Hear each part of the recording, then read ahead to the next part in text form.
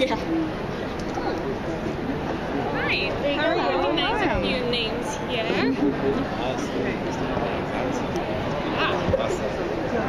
And this And that girl. Fancy yourself. Okay. Just super fancy one for no reason. Sure. Are you guys having fun? Is this your first Comic-Con? It is. It's our first Comic-Con. Slightly terrifying, very cool. Yes, lots of things. I feel all at safer once. in here, to be honest. Yeah. Than do out there. Yeah. Not so much for fans, but just for the costume people with the foam swords. Yeah. Are you guys shocked to hear that you guys are coming to? Well, we've been pushing it. Can you say your names for the Sure, recordings yeah. really quick? Kyle Harris. Emma Ishta. Thank you. I think just like since the conception of Stitchers and our showrunner's love for all things comic books, we were thinking like, hey, let's try to get into San Diego Comic Con there, and he's just like, that's his dying wish, you know. So we knew that we had a sci-fi element to our show, so we definitely kind of, pushed it, and then when we got the word that we were coming here, and we both are from New York, so it was nice to get to come home, take a break from LA for a little bit, do some Comic Con, and head back and start working. And I was actually just told that we would have done San Diego.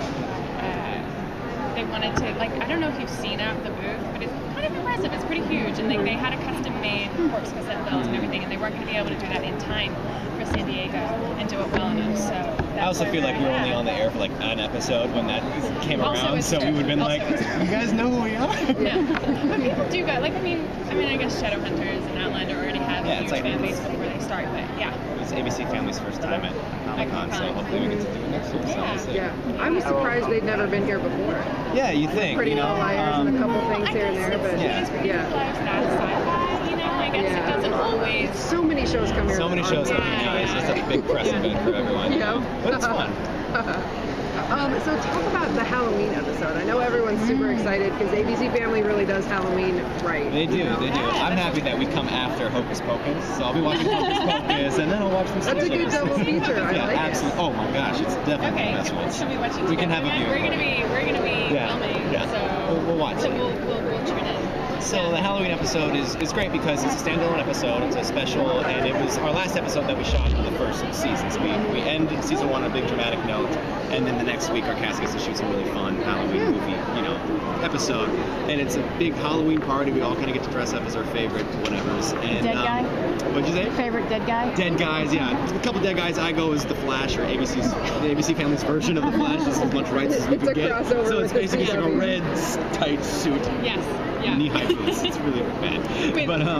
But Steve Miner directed the episode, who directed the original pilot of Stitchers in episode 4, and he also was He's one of also the directing masters the first of of the second. He's also one of the guys behind Friday the 13th, so he kind of knows what he's doing as far as the horror genre is concerned, and so it really takes Stitchers to a level that we haven't seen before, as far as it still has the same fun elements, but it also has a lot of actual intense, kind of some spooky stuff that we saw at the panel for the first time. So I'm excited to see what comes in here. Yeah, since it's like a standalone episode, but also fits into the bigger story. Can you kind of talk about where in the timeline it fits in the show? We were just talking about this. I think I would guesstimate that it probably fits into the end of the first season in terms of where the characters are at. Relationship-wise, yeah. But it's not. It definitely doesn't continue on.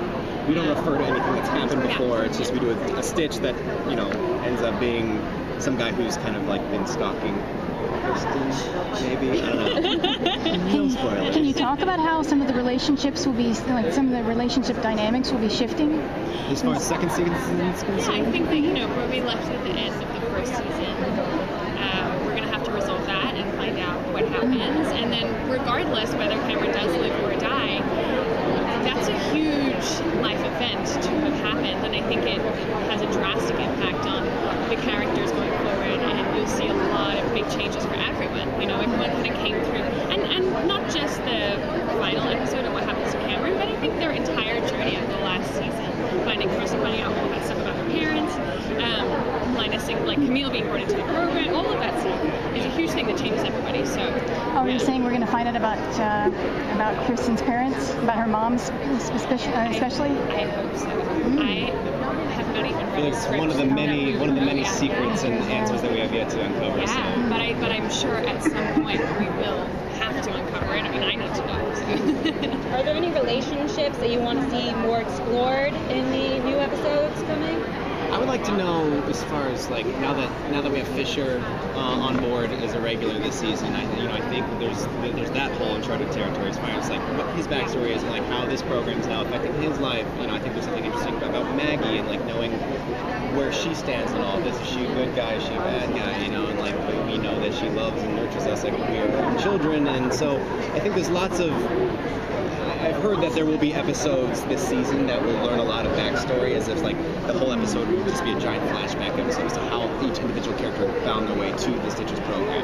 And that'll be exciting because it's always nice to, I mean, I love Kirsten, but it is cool to be able to sort of explore some of the other characters a little more. But yeah, I think we as actors all love working on the character, where it's really about people's relationships. And the procedural stuff is fun and great in the show, but in terms of acting, it's always really fun to play with the emotional dynamics between two people. So I'm looking forward to our Kirsten stuff, and looking forward to seeing some also more. like relationship with them amongst the program is a character in itself, because they're working for the man, but they don't really know who the man is, so I think those are big questions that are going to hopefully get uncovered as well.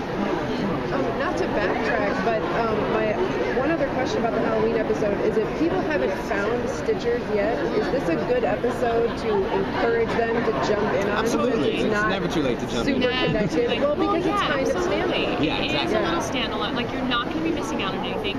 And I think that by the end of season 1, we had so much mythology, and we're finding out so much about like backstories and stuff like that. So to come in on the Halloween episode to get an idea of what it's about and how it goes, it's like procedural drama, and it has some comedy, like it definitely hits those funny moments. It's a really good place to start, and then you can go back and watch all of season 1, and then join us for season 2. That's the beauty of procedural, is that you just turn it on and sit on the couch and watch it. Yeah. Like you haven't missed too much. So it looks like a little bit of a love triangle maybe brewing for you guys. Are there any other TV like love triangles or will they won't they pairs that you really like, that you were inspired by for your characters? I mean, Ross and Rachel. It's my favorite. Friends. I've never watched Friends. Okay, you should. That's something. You should be. Hocus Pocus is one thing. Friends. I grew up without a TV. I didn't watch a lot of stuff.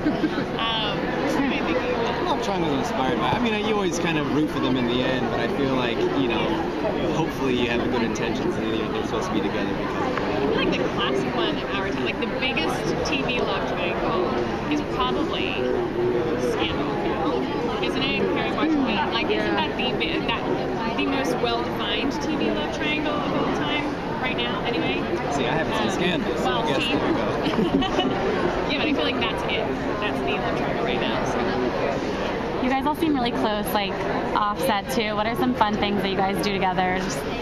Well, other than see each other for like 16 hours a day on set, we don't have too much time to hang out. But it was funny because when we first met on the original pilot, they put us up next to each other in this hotel. We shot the pilot over the course of like 2 weeks, and so we saw a lot of each other on set, and we'd go home and just drink and learn our lines over some glass of wine, and then just dinner.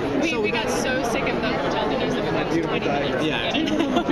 Just so we could eat something. Yeah, so it was kind of great because they cast us without a screen test, so we didn't really know who we were gonna, be up against, and it ended up working out so well that they bought us, they bought the show, and we continued with it, and then took on a whole new cast with us essentially. So it was kind of nice to have that rock there next to it, being like, okay, well now here we are again, doing it for reals. And we also have a couple of really experienced actors like Allison and Sally who've been working for a long time, and who have been on sort of sci-fi shows, very sci-fi shows beforehand as well. And then we have, Kyle was doing a lot more Broadway theater, and then I'm pretty new, and David's pretty new too. So it's kind of nice that we have this mix and we're able to really learn a lot from each other, and ended up working out for the best. Yeah, we spent a lot of time laughing and joking and stuff. And on that happy note, I'm gonna have to take over. Sorry. Thank you. It was nice to It was fun while it lasted. Thank you.